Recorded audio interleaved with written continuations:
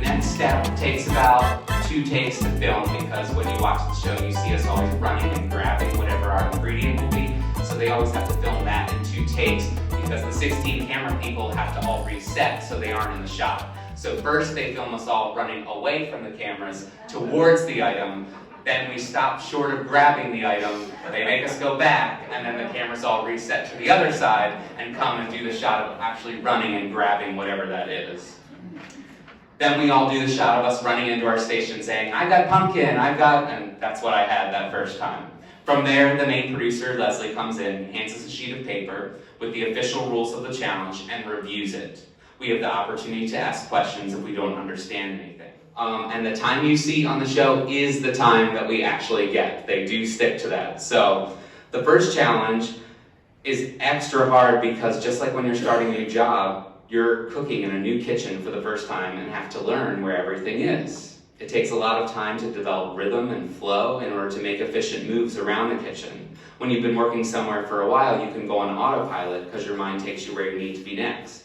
We had to figure this all out, while knowing we were competing in a competition that was getting filmed and eventually going to be on national TV. We were told the approximate order we'd be going in, and the last 4 were sent to do their interviews first while the first 4 got ready for judging.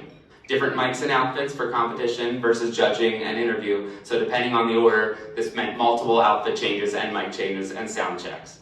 I believe I was 4th to go, and so when it was approaching my turn, Hunter called me to come downstairs, mic goes back on, mic check, wardrobe check, standing around for about 10 minutes. I'm downstairs, the 3rd contestant comes out of their judging, I'm trying to make eye contact and see how it went. I know they're getting my dessert ready on set, and I stand around maybe another 10 minutes. The director reviews with me what's about to happen. You're gonna walk in, you're gonna hit your mark in front of the judges' table, your desserts will be next to you on a pedestal, the judges will guide the conversation. They'll talk to you about your dessert and they will ask you to serve it up. Don't cut in, or you'll cut into it when they ask you and you'll present them each with plates. Don't be nervous, don't trip over the hump. Eventually we would hear the call for quiet on set, and it was 3, 2, 1, action, going through the doors by yourself, don't trip over the hump. The moment of walking on and meeting the judges for the first time was surreal. Remember, we had not met or even seen Carla, Nancy, and Duff up until this point, so this is going to be their first impression and the first time they're tasting something you've made that you've just done in a rush of a panic. The hotel we were staying in had an outdoor pool and fire pit area with chairs, so we would all start meeting up there at night once we got back to the hotel. Friday, May 27th was our 10th day of filming, starting episode 5, and it was our first double challenge day and probably the longest and most grueling day of filming. We had the partner challenge in the morning where Aaron and I were together for holiday tea, and we filmed the movie trope main heat challenge in the afternoon, and I got my second win. I think it was almost 9 p.m. by the time we finished that elimination. We were actually given 3 days off for Memorial Day weekend, Saturday, Sunday, and Monday. So once again, I had the advantage of going into downtime with a win fresh under my belt. I believe that positive energy saved my sanity for the rest of the time and allowed me to actually start believing I could win. And Zakia's elimination. It was the most emotional day of filming for me. I really thought I was going home. But it was the wake-up call that I needed to push me to the end.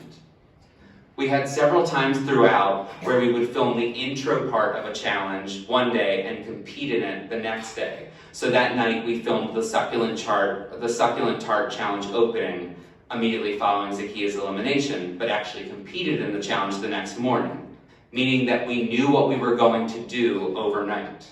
While this eliminates the fear of the unknown, it adds pressure to prepare. I did not sleep that night. I watched YouTube videos of piping buttercream succulents all night. I wrote my step-by-step prep list for the challenge over and over again until I had it memorized. Roll into the final challenge. The final challenge was a 5-hour cake challenge. So we had 2 hours that evening to start that challenge where we baked our cakes, made our fillings, and buttercream. We got back to the hotel after 9 p.m. and I immediately started writing out my plan for the final 3 hours of the challenge. I drew what I wanted my cake to look like, I watched videos on techniques, I called Chase and my parents briefly but told them I didn't have time to talk, and I continued to work on my plan until I fell asleep sitting up at my desk at 2 a.m. Saturday, June 4th was the final day of filming, and we filmed the final 3 hours of the challenge. There's the shot of us, the four of us in our dirty aprons up there because they need to make that whole challenge look seamless for TV. So normally they would wash our aprons after a challenge. This one we had to get back into our dirty aprons and jump right back in like it was one continuous 5 hours. I'm the winner. That day we got back, we were in the studio until mid-afternoon, and then the four of us got back to the hotel. We were going to be leaving the next day. So I have a short video here of this was my first moment alone getting back to the hotel room after having won. Shit. I just fucking won.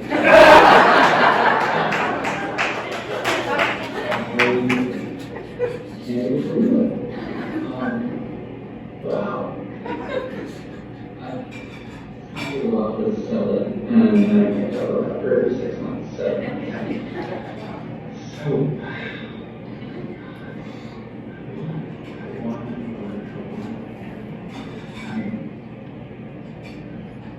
the same reaction I had when we told you. It's like, I can't believe it. I just go home. Excited secrets keep, like, do it, I think I keep telling people that ask, and then, no, like,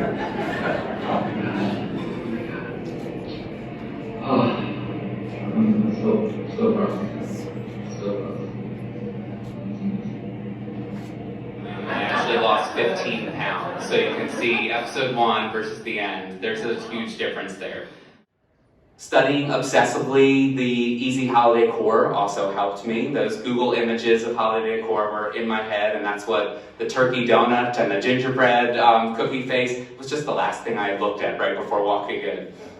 Our VP of marketing, Nelia Dolan, who is now the VP of our breweries, was the person who pushed me to do the show. Aside from Scott, she was the person back home who I really wanted to make proud. I wouldn't have done this show without her, so really everyone in Delaware can thank Nelia. I also felt a whole lot of pressure for Delaware. I'm so proud to live and work in the Culinary Coast, and I know from a personal experience that there's nothing anyone else is doing in food across this whole country that we aren't doing right here. I knew I had the local support before doing the show, but going through the announcement that I was going to be on and watching it all unfold on TV and seeing this community rally behind me was above and beyond anything I could have ever imagined. I knew I loved this community, but I've never been more proud to be a Delaware chef, and I am so grateful to everyone in this room and the entire Culinary Coast for the overwhelming wave of support you have bestowed upon me. This also added a lot of pressure, but I guess it all worked out. In the end, I think my biggest key to success is being myself and being humble.